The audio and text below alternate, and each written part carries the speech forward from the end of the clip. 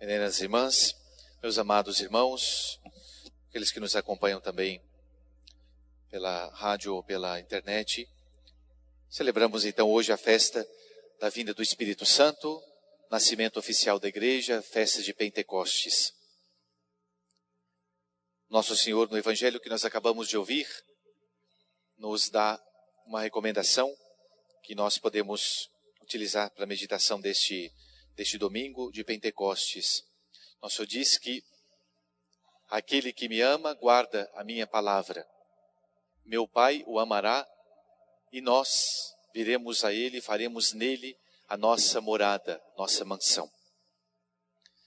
Primeira condição para que Deus, para que o Espírito Santo e a Santíssima Trindade more na nossa alma, como num templo, como numa mansão, como numa casa, é exatamente nós ouvirmos a palavra de Deus.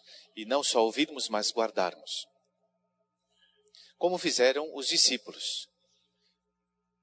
No domingo passado, nós meditamos que Nosso Senhor, ao dar as últimas recomendações, disse para os discípulos que eles permanecessem em Jerusalém para a vinda do Consolador, do Paráclito.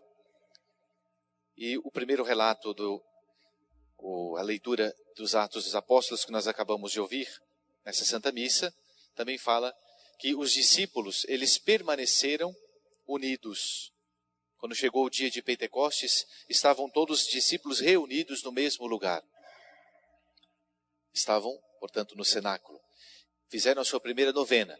E no término da primeira novena, a mãe de todas as novenas, que é a novena de Pentecostes, eles, no dia assinalado por Nosso Senhor, exatamente na festa judaica de Pentecostes, a festa de Pentecostes já havia para os judeus, era exatamente aquela festa em que os judeus iam todos a Jerusalém, ao templo, para celebrarem a promulgação da lei dada por Deus, não é? Se lembram, durante a travessia do deserto, durante os 40 anos, logo no início Deus deu a Moisés, expressou a sua vontade. No Monte Sinai, em meio a fulgurantes tempestades, raios, fogos, Deus se manifesta a Moisés, o seu servo, e escreve em tábuas de pedra a sua vontade, o Decálogo.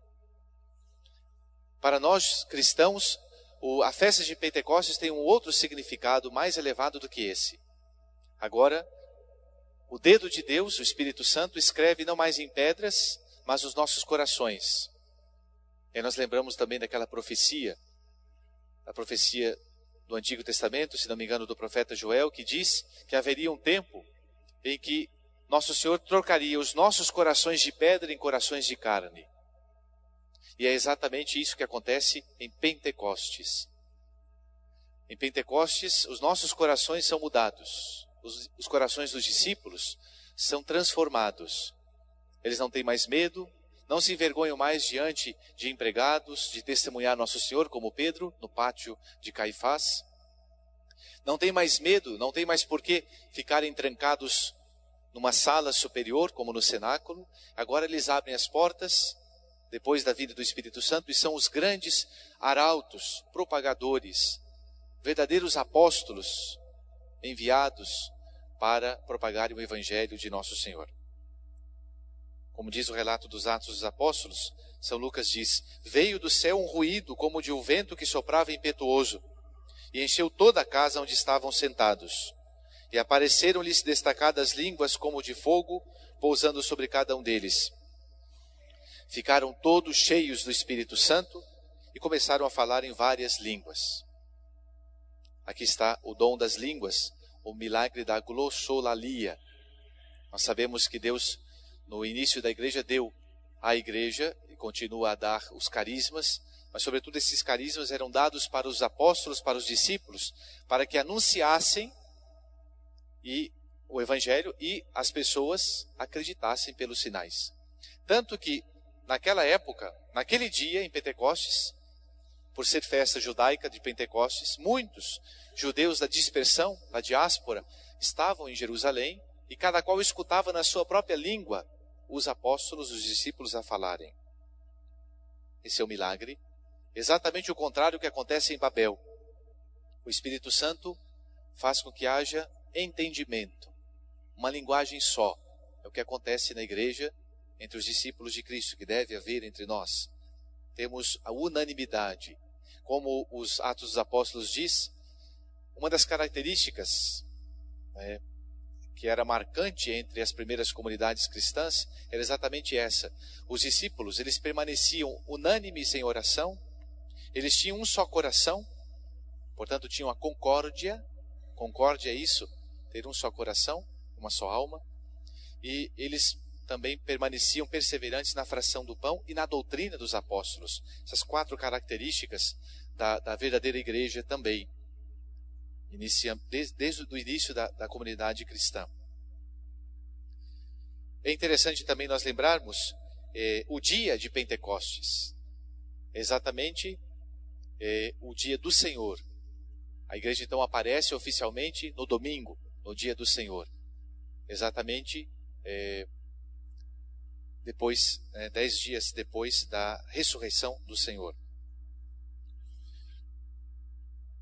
Temos que lembrar também, aliás, 50 dias depois da ressurreição, 10 dias depois da ascensão. É interessante também nós lembrarmos o papel dos dons do Espírito Santo.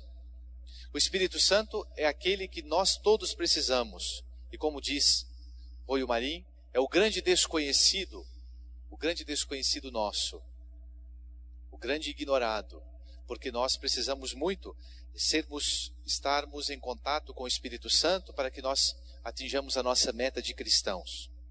É exatamente o Espírito Santo que faz com que todos esses dons, carismas, virtudes que nosso Senhor nos concedeu, a fé, a esperança, a caridade, a graça de nos tornarmos filhos de Deus pelo batismo e tantas outras qualidades sobrenaturais que nosso Senhor nos concede, é o Espírito Santo que faz movimentar tudo isso para que nós atinjamos a santidade.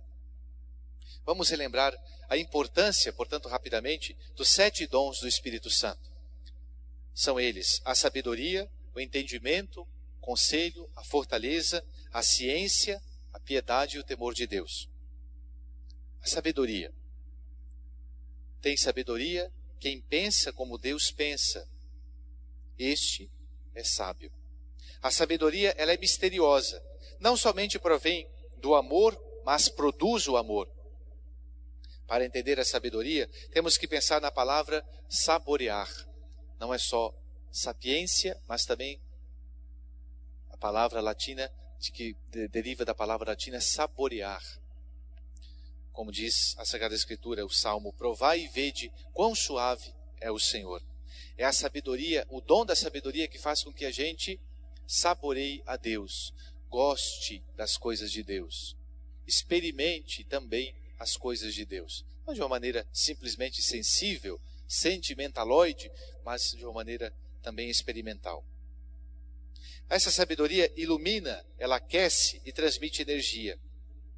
É uma luz que Deus dá. Não uma luz fria, mas uma luz como a luz do sol. Ela ilumina, ela aquece, ela dá vitalidade, ela põe em movimento. No primeiro grau dessa sabedoria, do dom da sabedoria, a alma adere a Deus. No segundo grau, a alma experimenta uma alegria nas coisas de Deus. E o terceiro grau mais elevado dessa sabedoria, nós começamos a viver como se estivéssemos já no céu. Não buscando os bens terrenos, mas os bens do céu. Quem tem sabedoria, vê tudo com os olhos de Deus. Como é importante termos sabedoria. Como é importante nós saborearmos, estimarmos as coisas de Deus. O segundo dom, o entendimento, ou o dom também da inteligência. Pela fé, nós acreditamos nas verdades reveladas por Deus. Mas pelo dom da inteligência, nós entendemos os sentidos destas verdades. Ou seja, faz com que nós nos aprofundemos na nossa fé. Por que é que muitos cristãos não colocam em prática o dom da fé, essa qualidade sobrenatural que Deus nos deu no batismo? Porque falta-nos muitas vezes o dom do entendimento. Através desse dom, nós podemos ir além na compreensão daquilo que cremos. Portanto, pensamos muito o dom do entendimento. O terceiro dom, o dom do conselho, o importante dom do conselho. É a prudência do Espírito Santo, o dom do conselho, que sabe de todas as circunstâncias e assim pode nos governar de uma maneira superior. Como é preciso, como é importante, como é necessário o dom do conselho para aqueles que governam, para os pais, para aqueles que têm alguma autoridade, que exercem alguma função de governança. Será preciso abertura, sensibilidade para percebermos o suave sopro do Espírito, que nos dá o dom do conselho. Essa capacidade de acolher os desejos do Espírito é o dom do conselho. O Espírito Santo é o conselheiro por excelência. Ele está do alto, ele está de cima, ele é Deus, então ele sabe todas as coisas. Por isso nos inspira o que nós devemos fazer, o que nós devemos deixar de fazer.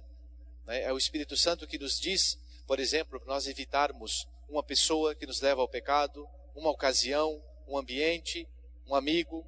Então é o dom do conselho, é o Espírito Santo que nos aconselha para o que é melhor. Através deste dom fazemos o que é necessário para a vida cristã e vemos os meios melhores e nos deixamos conduzir pela mão de Deus. Somos guiados por Deus através do dom do conselho. Quarto dom, o dom da fortaleza. Este dom particular garante que nada nesta terra, nenhuma dificuldade nos separe de Deus. O supremo bem que queremos é o céu, e o céu pertence aos fortes. Nosso Senhor tinha dito no Evangelho, o reino do céu sofre violência, e são os fortes, os corajosos, que o arrebatam.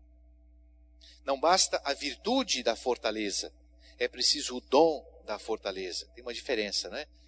Nós temos as virtudes teologais, fé, esperança e caridade, as cardeais, justiça, prudência, fortaleza e temperança. Então temos as virtudes e temos os dons. As virtudes fazem com que nós hajamos de maneira a agradar a Deus, nos dá essa possibilidade. Mas são os dons que nos aperfeiçoam nas virtudes. Então não basta apenas a virtude da fortaleza, é preciso o dom. Um exemplo que nós podemos entender aqui, tinha o dom da fortaleza Santa Maria Goretti.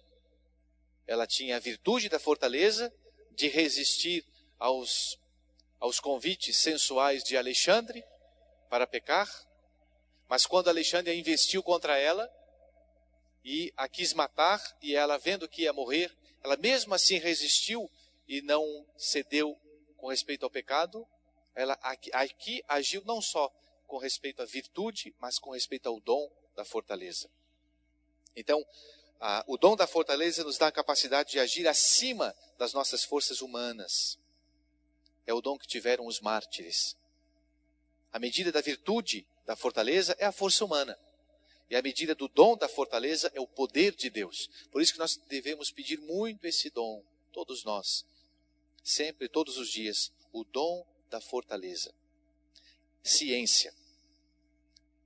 O dom da ciência. Trata-se daquele dom que nos ajuda a ver a mão de Deus nas coisas criadas.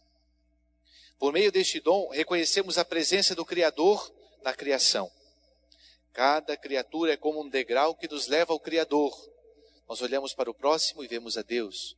Nós olhamos para um pobrezinho que nos pede ajuda e vemos a Deus. Nós olhamos o olhar de uma criança que nos olha e nós vemos o olhar de Jesus, o olhar de Deus. Nós vemos, por exemplo, um pai que aconselha, escutamos um pai e uma mãe que aconselha o filho, e nós ali vemos o conselho que Deus nos dá.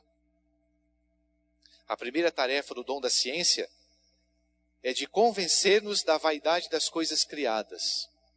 Assim aconteceu, por exemplo, com a conversão de um jovem advogado ilustre de Nápoles, chamado Afonso de Ligório. Uma vez defendendo uma causa num tribunal, ficou tão decepcionado com essa causa que resolveu abandonar todas as coisas e ser um advogado de Jesus. E se fazer sacerdote, e se tornou o grande Afonso de Ligório, doutor da igreja. Foi o dom da ciência que fez com que ele visse a caducidade, o valor transitório, passageiro das coisas deste mundo.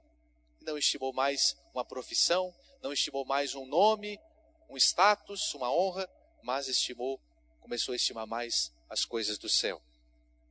A segunda tarefa da ciência, deste dom, é levar-nos a uma convicção mais intensa de que tudo é vaidade. Como diz Salomão, vaidade das vaidades, tudo é vaidade. Leva-nos a passar pelo deserto da nossa vida. O dom da ciência faz que nós nos questionemos. Tu queres as consolações de Deus ou o Deus das consolações? É o dom da ciência que nos leva, portanto, à purificação dos sentidos, à purificação da alma. O dom da piedade.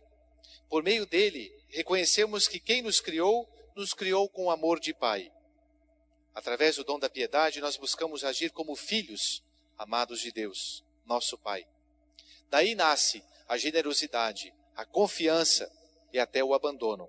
O abandono em Deus. Num segundo grau, o dom da piedade nos leva à consagração total a Ele, exclusiva.